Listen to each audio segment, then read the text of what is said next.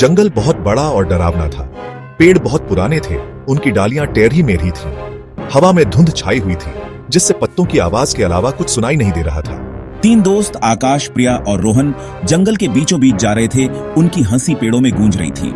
आकाश, जो सबसे एडवेंचरस था, आगे चल रहा था। उसकी आंखों में एक्साइटमेंट दिख रही थी। प्रिया, जो कॉशियस थी, पीछे चल रही थी।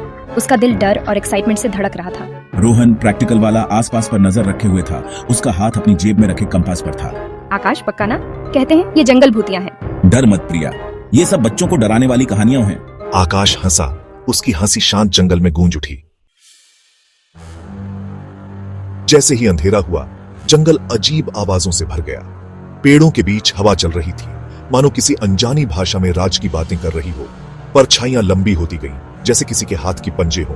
प्रिया कांपते हुए अपने शॉल को और कसकर लपेट लिया। ये क्या आवाज थी? पेड़ों के बीच से एक अजीब सी मंत्र जैसी आवाज आ रही थी, जिससे उनकी रूह कांप गई। उन्होंने एक दूसरे को घबराहट से देखा। उनके दिल एक साथ धड़क रहे थे। बस हवा होगी। लेकिन वो भी इस एहसास से छुटकारा नहीं पा सका कि कोई उन्हें देख रहा है। वो आगे बढ़ते रहे। उस भयानक सन्नाटे में बस उनके कदमों की आहट सुनाई दे रही थी। आगे का रास्ता अंधेरा और खतरनाक था, लेकिन वो वापस नहीं जा सकते थे। वो अपनी मंजिल तक पहुंचने के लिए दृढ़ थे। वो खंडहर मंदिर जो जंगल में कहीं छुपा हुआ था। आखिरकार बहुत देर बाद उन्हें एक खुला मैदान दिखा। बीच में एक पुराना मंदिर था, जिसकी दीवारें टूट रही थीं।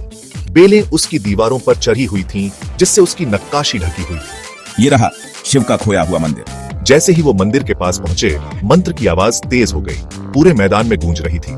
ठंडी हवा चली, जिसमें सड़न और किसी और चीज, किसी पुरानी और बुरी चीज की गंध थी। मुझे ये सब अच्छा नहीं लग रहा। चलो वापस चलते हैं। प्रिया दरवाजे पर हिचकिचा रही थी। उसे कुछ बुरा होने का एहसास हो रहा था। प्रिया की बात अनसुनी करते हुए आकाश ने किरकिराते दरवाजे खोले और वो अंदर चले गए। अंदर की हवा भारी और घुटन भरी थी, धूप और धूल की गंध से भरी हुई। हर कोने में मकड़ी के जाले थे और जमीन पर टूटी हुई मूर्तियां और पुराने चढ़ावे बिखरे पड़े थे। कोई है? रोहन ने आवाज लगाई। उसकी आवाज उस खाली जगह में गूंज उठी। कोई जवाब नहीं आया, सिवाय उनकी अपनी सांसों की आवाज और उस लगातार मंत्र की आवाज के, जो दीवारों से ही आ रही थी। जैसे ही वो मंदिर में और अंदर गए, उन्होंने दीवारों पर अजीब से निशान देखे, जो मशाल की रोशनी में हिलते हुए दिख रहे थे। देखो, वहां एक चौकी पर एक डरावनी मूर्ति रखी थी, जिसकी आंखें अंधेरे में लाल रंग की रोशनी से चमक रही थीं।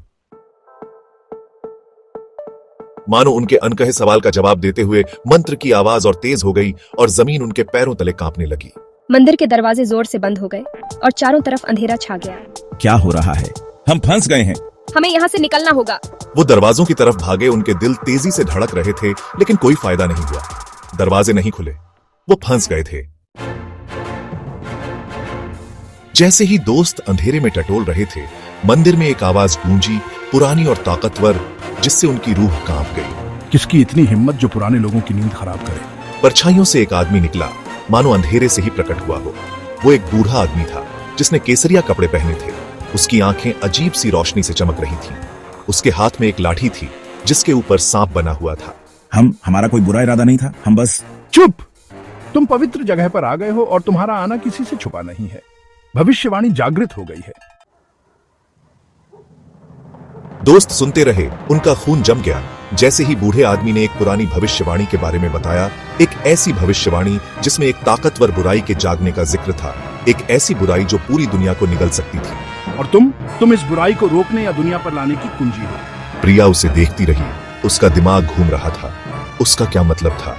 वो एक छोटे से शहर की एक साधारण लड़की कैसे किसी चीज की कुंजी हो सकती थी? अपने डर के बावजूद उसके अंदर दृढ़ता की एक चिंगारी जाग उठी। उसे और जानना था। उसे समझना था कि क्या हो रहा था और उसे क्या करना था। मैं इसे कैसे रोक सकती हूँ? प्रिया ने पूछा। उसकी आवाज धीमी थी। बूढ़े आदमी ने मुस्कुराया, एक उदास, जानकार मुस्कान। सफर खतरनाक होगा बच्ची। तुम्हें कई खतरों का सामना करना पड़ेगा और तुम्हारी परीक्षा ऐसे तरीकों से होगी जिसकी तुम कल्पना भी नहीं कर सकती। उसने अपनी लाठी उठाई और दीवार में एक छुपा हुआ दरवाजा खुल गया, जिससे कमरे में एक अजीब सी हरी रोशनी फैल गई। ये रास्ता तुम्हें वापस तुम्हारी दुनिया में ले जाएगा, अभी के लिए। लेकिन खबरदार, भविष्यवाणी शुरू हो चुकी है और तुम अपनी किस्मत से नहीं बच सकती। दोस्तों ने एक दूसरे को घबराहट से देखा। उन्हें समझ नहीं आ रहा था कि क्या हो रहा है, लेकिन वो जानते थे कि उन्हें वहां से निकलना है। उस जगह से खतरे की बू आ रही थी और वो बहुत बड़ी मुसीबत में फंस गए थे। बिना कुछ कहे उन्होंने बूढ़े आदमी की बात मानी और छुपे हुए दरवाजे से निकल गए, मंदिर और उसके राजों को पीछे छोड़ते हुए। जैसे ही वो जंगल से बाहर निकले और वापस अपनी दुनिया में आए, रात की घटनाएं एक बुरे सपने जैसी लग रही थी। लेकिन बूढ़े आदमी के शब्दों की याद, भविष्यवाणी और वो अजीब निशान जो उन्होंने देखे थे उन्हें परेशान करते रहे। वो जानते थे कि उनका रोमांच अभी खत्म नहीं हुआ था।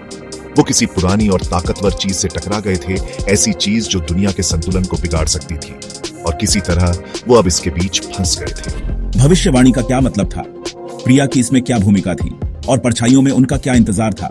जैसे ही वो घर वापस जा रहे थे, उन्हें ये एहसास होता रहा कि कोई उन्हें देख रहा है, कि कोई खतरनाक चीज उनकी नजरों से दूर छुपी हुई है, हमला करने के सही मौके का इंतजार कर रही है। जारी रहेगा।